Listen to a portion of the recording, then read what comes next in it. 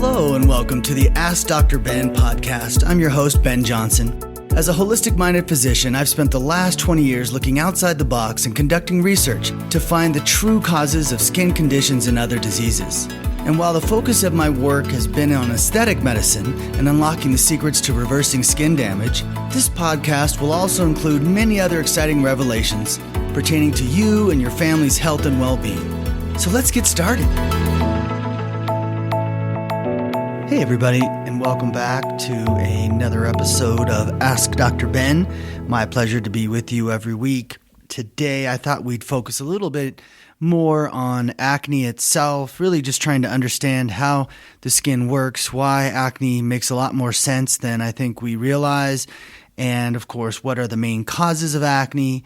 Today, the big discussion is maskne, or acne under the mask, and I think that is a worthwhile conversation because it's so misunderstood. And it's fair to start this conversation by acknowledging that the world has not figured acne out yet. I would estimate that about 90% of dermatologists would agree that the cause of acne is a bacterial infection on the skin, and probably somewhere between 80 and 90% would attribute the sebum output as a contributing factor, oil on the skin, and similar number, maybe 80 to 90% would contribute the obstruction of the follicle as an instigating factor. In other words, your oil is flowing, all of a sudden there's more oil, or there is an obstruction that creates an accumulation of oil in the follicle, and this leads to an overgrowth of bacteria, in particular the P. acnes bacteria, and that therefore leads to this little cystic-looking lesion that I guess the body tries to trap, as I'm describing again the old school view of acne. The body tries to trap that bacterial infection within the follicle itself, not let it spread, quote unquote. And yeah, so that's the summary of the impression. You know, the term often used is a folliculitis, or an inflammatory activity in the follicle. But what's really important to understand is actually more recent research has shown that in fact there is never any quasi-obstruction. In other words, if there's debris or material found within the follicle to create what's called a sebum plug, if that is found in there, it is not 100% occlusive or 100% obstructive in the flow. And so what I'm trying to explain to you, probably inartfully, is that there is no such thing as a true obstruction in the duct, which makes sense to me because that whole concept didn't work from a scientific perspective for me, especially when you just look at all the cases of acne that occur and how often acne occurs bilaterally, in other words, on both cheeks, and oftentimes in a similar pattern on both cheeks. And that just doesn't happen. Like, infections don't just randomly show up identically on both sides of the face and then randomly disappear. And knowing now that the research doesn't support that an obstruction of the follicle even exists, then the question comes down to, well, how much is oil playing a factor? Well, as many of you know, acne is happening in a lot of people who do not have excess oil production. They have no inkling of oil. In fact, many of these customers who are developing acne actually have dry skin. So we can get down to the brass tacks of it, but just know that there really isn't a strong link to oil. Now, there was a study done where they gave people testosterone, and those people who got the testosterone did increase oil production on their face. But the trick of that study to understand was the increase in acne that presented as a result of taking testosterone was along the jawline and along the neck, back, and chest. There was no acne showing up in the sebaceous zones of the face. In other words, if I were to take testosterone as a supplement, my forehead would get more oily, but the acne would not occur on my forehead. So again, there was no link directly between sebum and quote-unquote bacterial infections or acne. It had more to do with the non-sebaceous areas of the face seeing some increase in acne, and it was intermittent. Of course, it wasn't across the board. And a lot of people who take testosterone have noticed that's really not a generator of acne on the face. Again, almost always it's going to be what's called hormonal acne or acne along the jawline, or it's going to be body acne as it relates to the estrogenic toxins that I sometimes refer to. The other study that I found interesting in my quest to figure out acne over the last several years was a study that identified that the real issue going on in the follicle is not so much a bacterial infection. I mean, there are bacteria there, but it doesn't present as a bacterial infection in the physiologic response, but that's not the term I'm looking for. It is in the microscopic analysis of the tissue. Sorry, that's just blanking me for a second. And so when they looked at the tissue, they found it was more of an inflammatory picture, not an infectious picture. Very important to understand. So once again, all of the research is supporting that. Now, let's give you some confusing research. There is research out that shows that different types of acne in different people have changes in their bacteria. So they did an assessment of the types of bacteria in the skin of a person, and then the assessment of the bacteria where their acne lesions are, and they found that they are different. So they had their mini aha moment of, oh, this is the real bug we need to target, and we got to come up with antibiotic solutions for that. And you have to know, the problem with medicine today is that the research that is done is almost always being funded by a company that is only doing the research so they can find a pharmaceutical drug to get FDA approval for. Then there's not enough research going on by the NIH or the CDC as it relates specifically to what's causing acne, why has there been an increase, what causes acne to show up in various locations on the face. Like those studies where there would be no inherent bias to have an accurate read, those studies just don't happen. There's no funding for it. It have to be approved by Congress. I don't think Congress thinks of acne as a serious problem.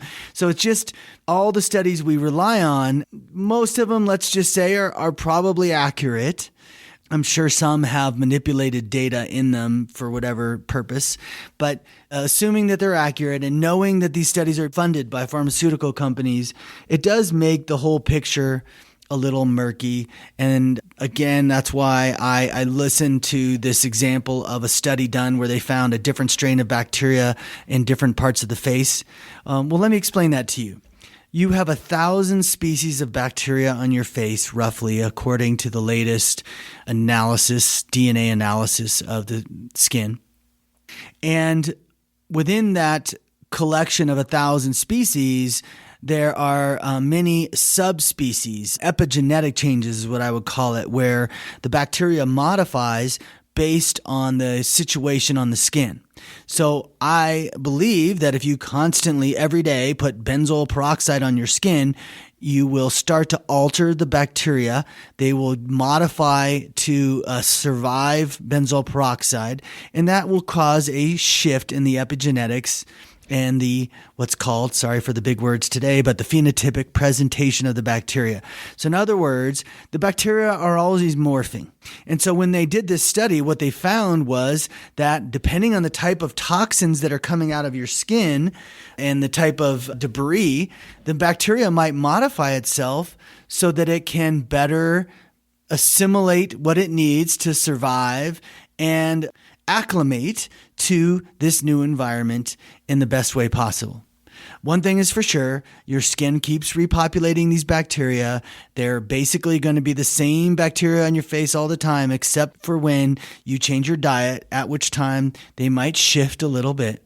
If you use a topical antibiotic, what the research showed is the bacteria share the code for how to get around whatever mechanism that antibiotic is using, and the bacteria modify themselves accordingly, and they become essentially immune. That's what the study showed. After 90 days of a topical antibiotic, the bacteria have all figured out how to get around it.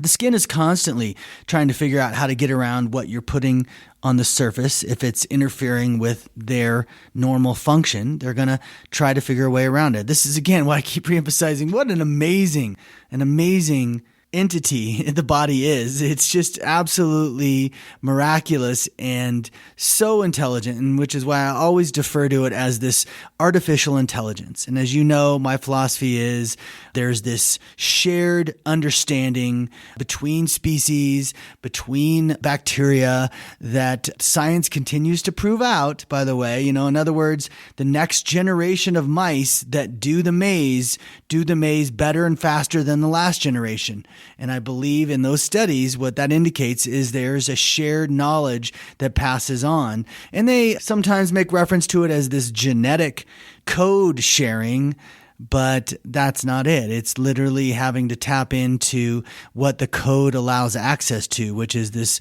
universal consciousness that everything runs on. And so that's why your body can do all the amazing things it does and respond so quickly to all the things that it gets exposed to. We are a much more developed species than we were 100 years ago, and even more so than we were 1,000 years ago, because our body has been exposed to more things and it has adapted and learned how to respond to this new environment. If we fed some of the chemicals we have to a 1,000-year-old human, they might die pretty quickly, because they would not have acclimated over time to this variation. And that's what I believe most of evolution is epigenetic adaptation to the latest in environmental changes that we have going on. Okay, so going back to acne, Maskne, Backne, and all the other different forms of acne, let's go big picture. From a big picture perspective, the acne that we struggle with is just an indicator that we have toxins in our body. We have long known that the skin is capable of detoxing. In fact, it's constantly detoxing. There's debris and impurities coming out of your pores on a regular basis. Sometimes it's coming out in the sebum through the sebaceous gland mechanism, and other times it's coming out in the sweat that you generate. And both mechanisms are effective. We've known the skin as a detox agent for a long time. And I've tried to explain that the skin also is a messenger for what's going on internally. And that's how the whole concept of skin mapping came to be for me as I started to recognize different patterns. So today we'll talk a little bit about these patterns in acne, why you should stop having too much grief over the mask being the source of your problems and focus in on what you're eating and what you're being exposed to, and potentially, and seemingly the most common cause of acne is Candida acne. So you hear me talk about Candida all the time. Candida is a yeast strain that grows naturally in your gut. It's part of everyone's microbiome at a small to mid-level scale. I don't know its exact purpose. I don't know why we need some yeast in the mix, but I do know that the yeast becomes a more dominant player in your microbiome because your microbiome is constantly being exposed to antibacterials, and it's constantly being exposed to yeast promoters. So the yeast promoters are mucus-forming foods. That includes milk, other dairy products. That includes fried food. Usually it's food that's a bit toxic for you because mucus is sort of a wound response reaction, kind of like the way your skin creates a scab. You might think of mucus as an early formed soft scab. And so it has to do with the cell die-off of the digestive tract and some repair, let's just say, excretions that come along the way. Now, where that is perfectly fine. Mucus is a fine thing to have, but what ends up happening is with repeated damage to the mucosa of the digestive tract, and this isn't just in the digestive tract. Mucus does form in your sinuses, right? It does form in your lungs. It does form, I believe, in other tissues in the body and other organs in the body. But for the Candida acne aspect of our story today, you want to think about what creates mucus, because mucus is a place where Candida can grow. And the reason why I had to separate out this understanding, because you might just think, well, why not keep it simple, doc? You've got candida causing acne in the microbiome and you have candida causing acne in the mucus. It's the same strain of candida. What's the problem? Why not just say it's all candida and who cares about the mucus? Let's kill the candida. Well, the answer there is when you have candida on your microbiome, it's susceptible to frequency medicine. When candida is sitting above your body in a cloud of mucus, it's not accessible by the frequency elixirs because there's no circulation that's carrying the frequencies to that part of your system. It's outside of the bloodstream, so therefore it's outside of what you can potentially treat with frequency. And so for this reason, now that's not to say that maybe, I don't know, I guess an colonic that included frequency water in theory could do that job.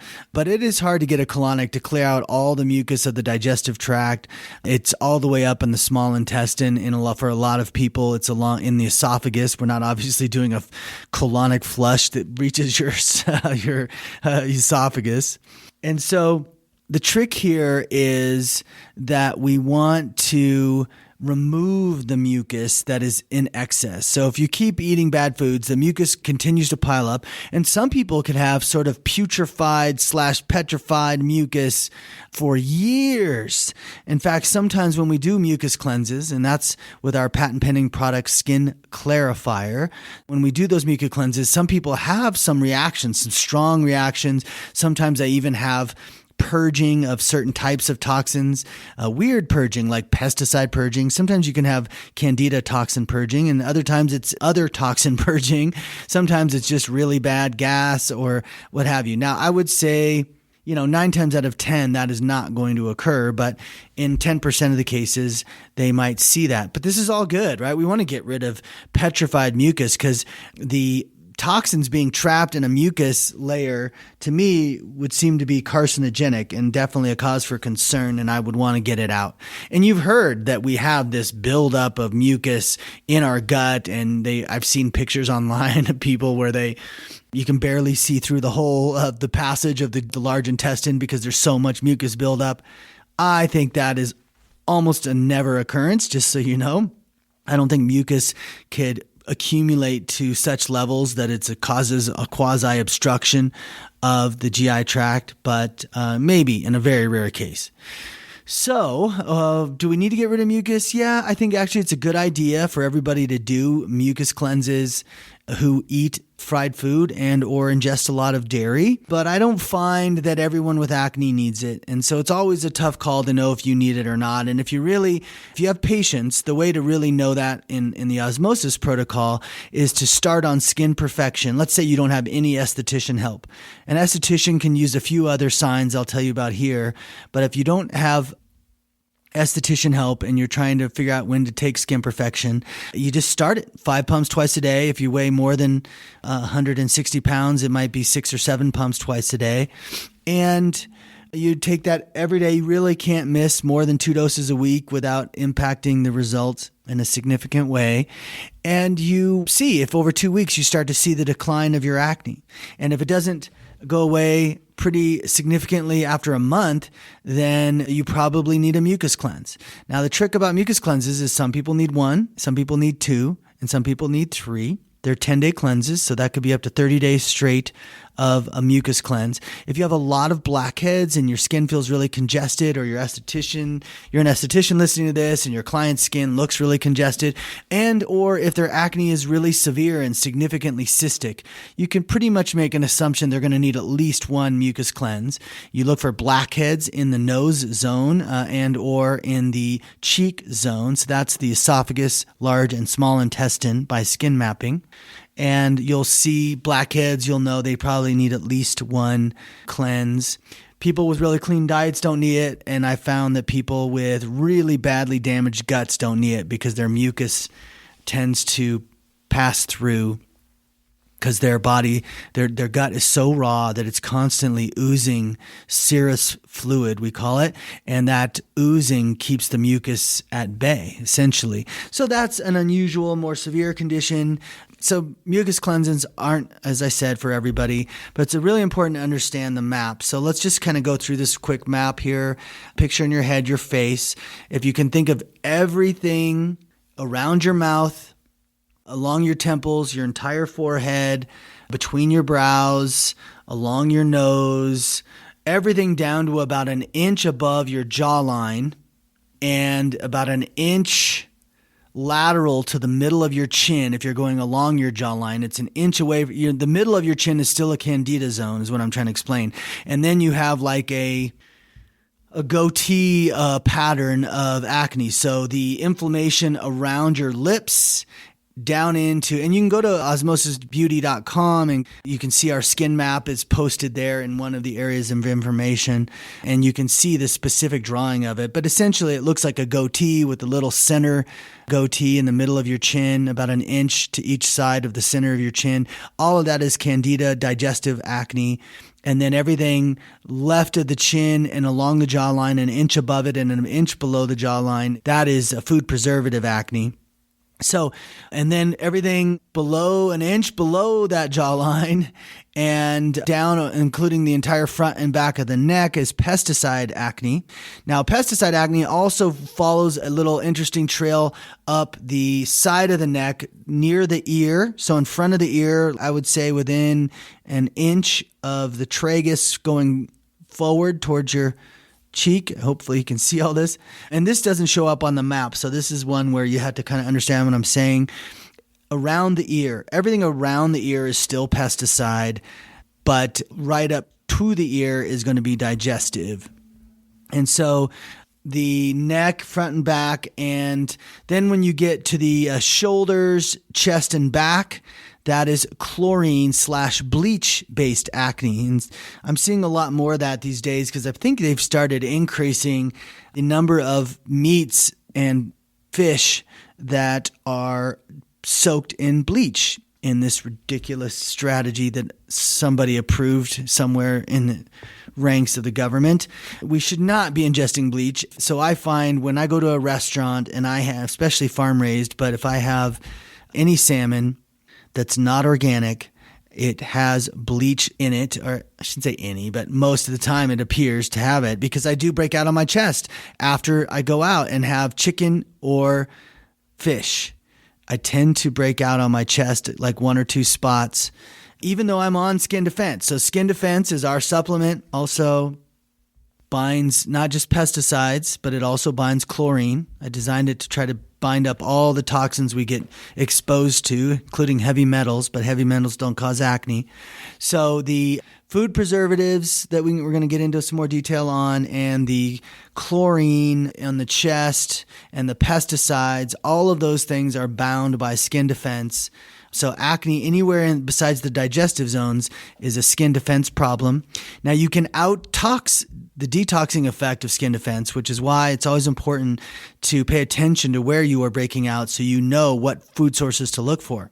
I was sharing recently that I had this oatmeal raisin natural cookie that I'd fallen in love with. And, you know, you look at the label, I didn't see anything that was identifiable as a concern. I binge eat it on occasion. I love them. And so I was eating a bunch of them. And then finally, I hit a point where I noticed I started getting jawline acne, what a lot of guys probably call ingrown hairs, by the way, which ingrown hairs don't exist. That is a toxin purge, just like acne. Ingrown hairs are basically an acne lesion that then has enough inflammation to it that the hair trying to get out of that follicle gets trapped, curls around. And so if you dig in there, you go, oh, look, a curled around hair. This was the cause of this swollen spot on my jawline. Nope. That was the result of toxicity being purged. So all those things we treat, same thing with pseudofolliculitis barbae, where they break out a bunch on their neck.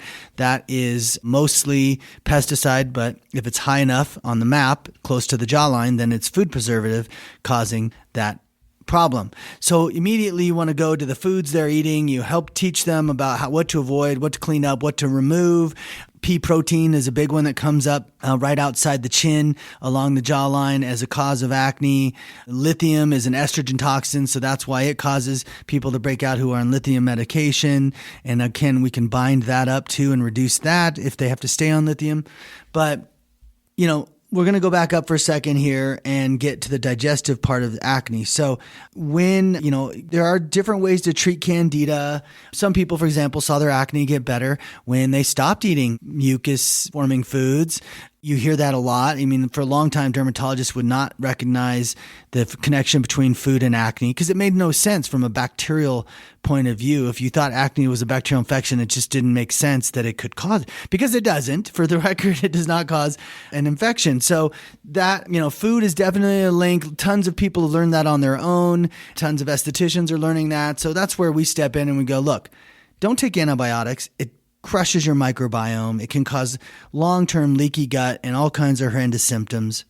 It can hurt your liver and potentially cause melasma. It's just bad news. And we know this. We know you should not be on antibiotics. And yet we keep finding these people who've been on antibiotics for many months, if not many years. And you ask them, okay, you still have acne. Why are you still on antibiotics 2 years later? And their answer is, well, I thought it would get worse if I stopped. Like, at some point, the physicians have to be held accountable for this, and they have to say, you know what? I don't think this is working. It's not good to take antibiotics for 2 years. Like, come on. Like, it's so crazy. And then, of course, there's Accutane. And the way Accutane works is nonsensical, right? They want to tell you that acne is a bacterial infection. Well, the consumption of Accutane or Roaccutane does not stop bacteria from growing on your skin. It does not stop P. acnes bacteria. It does poison the body. It poisons many organs in the body. It damages the eyes permanently. It damages many organs permanently. It's like chemotherapy, Accutane. It's a horrible, horrible drug.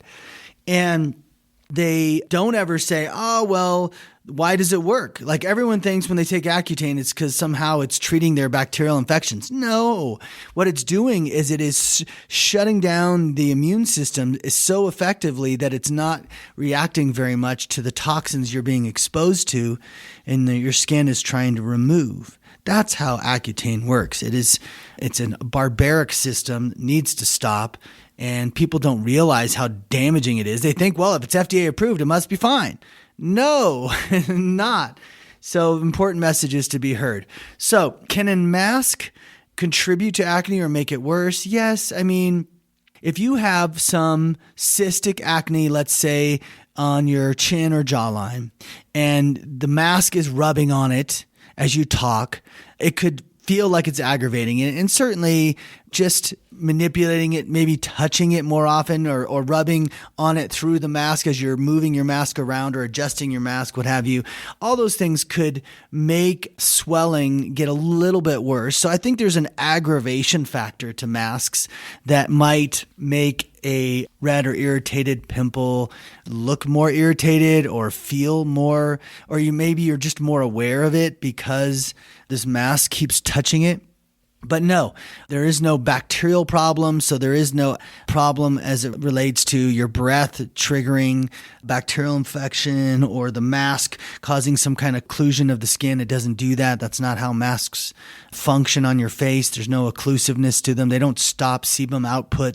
They do none of that. So what's really happening is our diets are changing because of the restrictions of the pandemic, and we're eating more preserved food.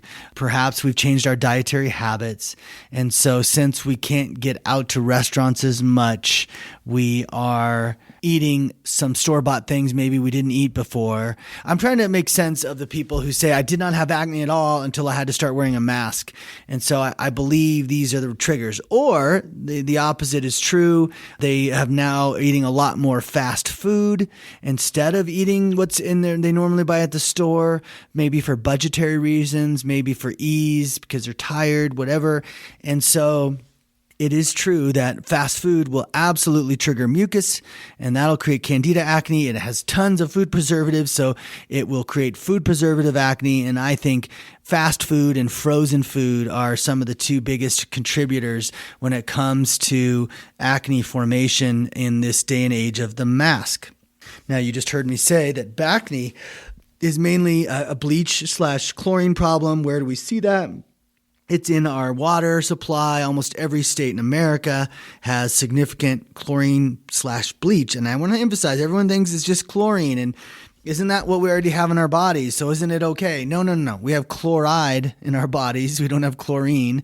And the chlorine that is in the water and the chlorine that's used as a disinfectant in clothes, in reverse osmosis systems, they add chlorine back to the product in the mineral connection. So even if you're filtering your water, and by the way, it appears Berkey filters are a good chlorine filter, worthwhile investing in especially if you live in states like Florida and Texas and where they're dumping bleach into the public water supply. But yeah, so chlorine is something we combined with skin defense pretty well, but you can out-tox the detox. Just remember that. Same thing with these food preservatives. There's a certain amount of storage of food preservatives in your system, and skin defense is always working on that. But the instant sort of, hey, I just ate something highly preserved, that's going to cause a breakout whether you're not on skin defense or not. So I'm always watching for, in my diet, what did I have to eat to overwhelm, because I take 3 caps a day most days of skin defense. What did I eat that overwhelmed my binding capacity? And it's kind of scary when you think about it, how many foods can actually do that. So that is the explanation for you on that. The trick here with acne is the more detoxed your skin is, the less cystic the acne response is going to be. So sometimes you see people, they have milia looking acne. So they have little tiny bumps on their cheeks. And that is still candida toxins. It's just their skin is responding to the toxins differently. Sometimes acne looks like a rash. You might get a rash on your chest, for example, and go, oh, what did I get on my chest? And it was actually just you went to a public swimming pool or a hot tub at the local hotel and they used a ton of bleach and it absorbed into your skin and it's purging out your chest. Sometimes it's, like I said, pea protein. People don't even realize and they have this horrendous acne and they go to all these lengths, and all it was they were just using the wrong protein supplementation source. And I haven't really seen any pea protein that doesn't cause acne. And again, it's not the pea protein. It's whatever they're using to preserve pea proteins, it appears, is the main cause. In other words, if I eat peas, I don't expect to get acne in the food preservative zone. I might still get it in the pesticide zone, depending on whether or not it's organic. And that's another reminder. You want to choose organic foods so that you don't get exposed to pesticides, as much pesticide. They still do and can expose you to pesticides, unfortunately, based on the rules. But food preservatives as well, bleach as well. I think there's less bleach in organic food. I don't think you can actually soak organic chicken in bleach. Please, someone email me if they know that I'm wrong on that. But yeah, organic makes a big difference. Now, I've told you, organic in skincare, not so much, but organic in food, really, really important. In fact, that's why as part of the improvement in the separation of the masses between the haves and the have-nots, we have got to stop forcing all the impoverished and lower and middle income folks into eating the worst of the worst foods because that's all they can afford. The foods that are for sale at the most impoverished regions of America's grocery stores are the worst foods you could possibly buy. And they stock the shelves according to what, they know people can afford. And I've seen those choices, like in the back alleys of Missouri at the Piggly Wiggly. Like it's a different selection than the selection I have up here in Evergreen, Colorado at the grocery store. And of course they don't have the Whole Foods and couldn't afford the Whole Foods if they did. So it's a ridiculous situation. America needs to address the chemicals that we're putting into our foods and what we accept, knowing that so many of them are carcinogenic and so many more are disease promoting that needs to be addressed. Let's see if I forgot anything when it comes to acne.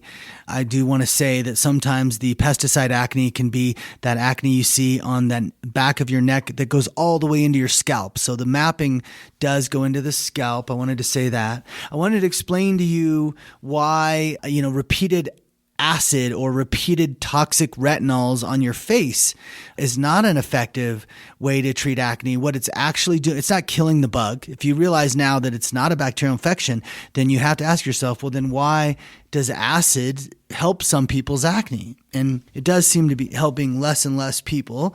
But what's happening there is a suppression. It's immunosuppression. In other words, actually, it's kind of similar to, let's say you sprain your ankle and stick your foot in an ice bath. the ice bath is actually immunosuppressing the inflammatory response of the ankle. It's slowing the delivery of, whatever immune cells and components are needed to heal your ankle, and thereby it is actually immunosuppression. So the same thing is true when you think, and that's a bad thing, by the way. You want your ankle to heal the way your body wants to heal it. You don't want to tell your body, hey, I know you're doing everything down there, and there's probably a million different specific events occurring that you are running all by yourself, body, in repairing my ankle. But I think I know better on the swelling part. I think you overdid it on the swelling part. So I'm going to take Motrin or Tylenol and I'm going to soak my foot in ice.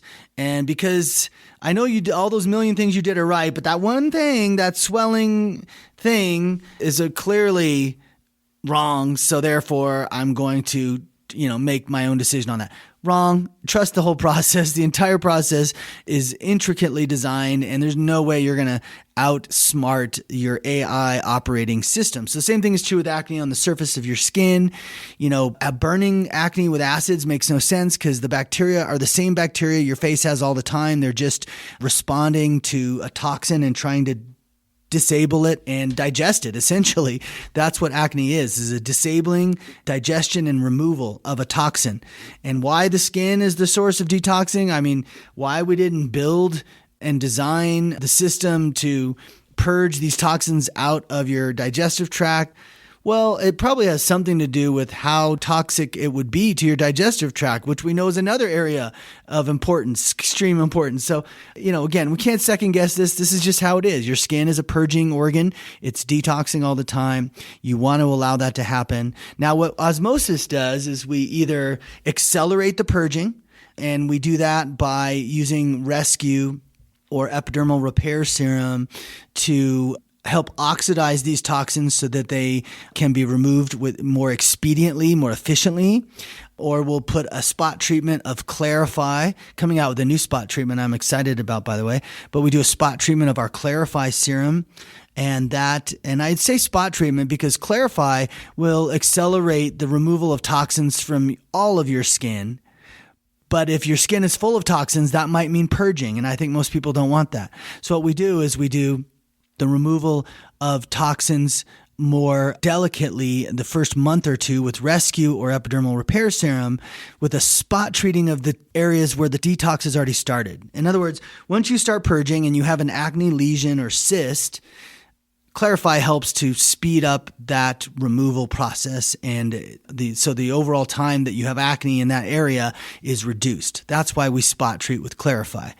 Topical antibiotics, they immunosuppress. So they're not actually treating a bug infection, right? They're just causing harm to the skin because antibiotics harm the microbiome of the skin, and that causes immunosuppression.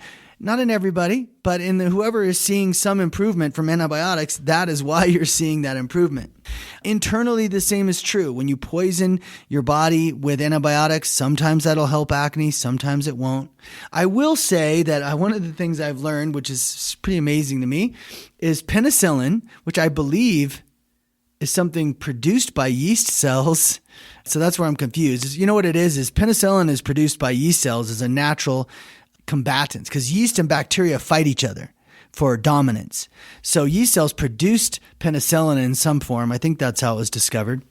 So I was surprised to find out that amoxicillin has an anti-candida effect. So you might stumble out and get lucky. And maybe you know someone who had this experience. Maybe they got a strep infection in their throat. The doctor put them on amoxicillin, or they had an ear infection.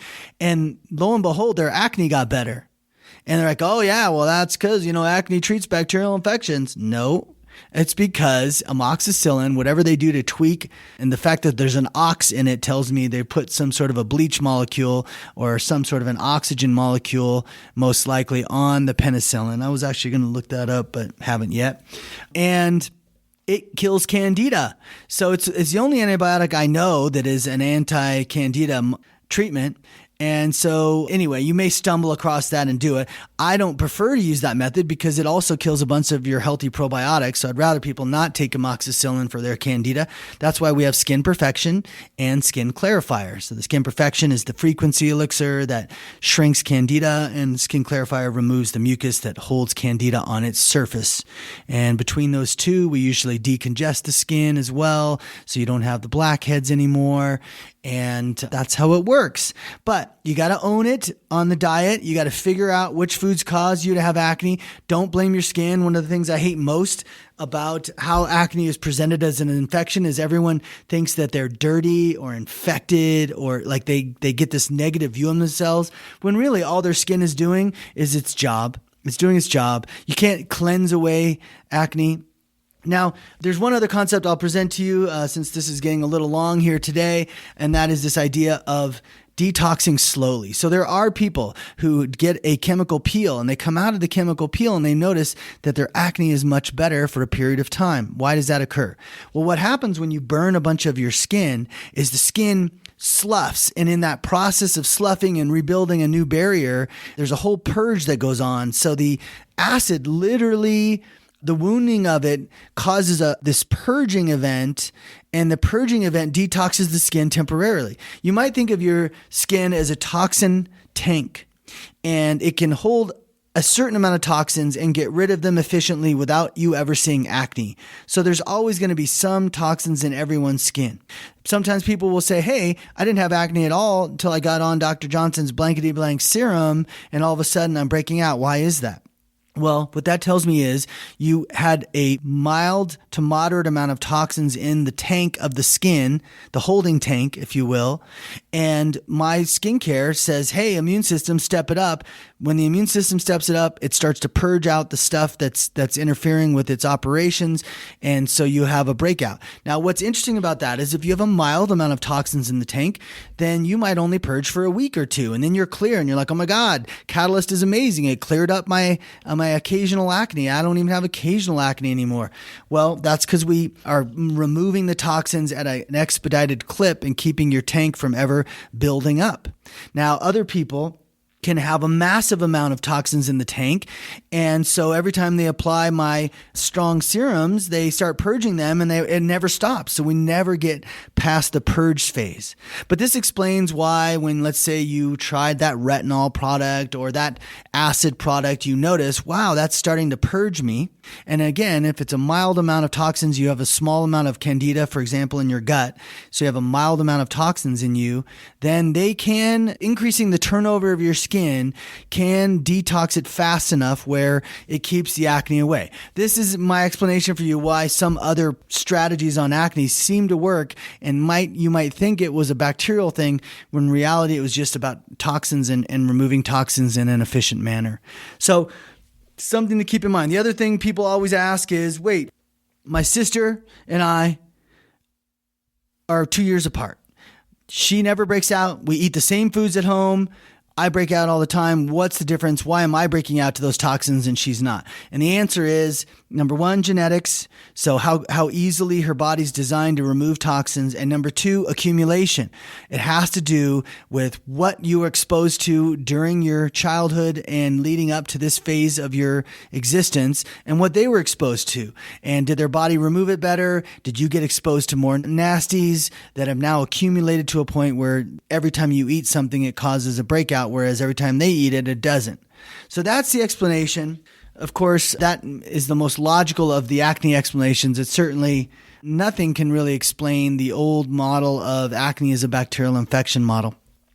So let me see if there's anything else I want to comment on here. So again, the focus for you guys who are struggling out there with acne is to look at your diet, look at frozen foods as a strong source of preservatives, look at long shelf life foods as a strong source of preservatives, and you know where pesticides come from, basically fruit and vegetables that aren't organic. That's where you're going to see most of that. When it comes to candida, the things you're going to want to be cautious of is birth control that has a dominant progesterone component will cause more candida to grow. Sometimes people who are estrogen toxic have an imbalance where progesterone is more dominant, And I know it sounds weird. Estrogen toxicity causes your estrogen to naturally drop, your natural estrogen to drop. So that can cause a progesterone dominance, which can lead to more candida. Taking a round of antibiotics for a sniffles or cold or whatever you might have done recently can trigger this candida overgrowth. And then, of course, sugar and mucus-forming foods. So you got to keep in mind all of those things, but I promise you the mask is really not causing that acne. And, let's take control of our lives. Let's detox our skin. I've given you the regimens to do that. Thanks for listening today. Next week, I hope to have finished my assessment of the new vaccine and how it accomplished a 95% reported success rate. I can tell you I don't have a lot of confidence in that number, but I think I have a pretty good explanation of how it got there and how this picture is going to play out. So hopefully we'll share that next week and keep you informed. And again, thanks for listening, everybody. Talk to you soon.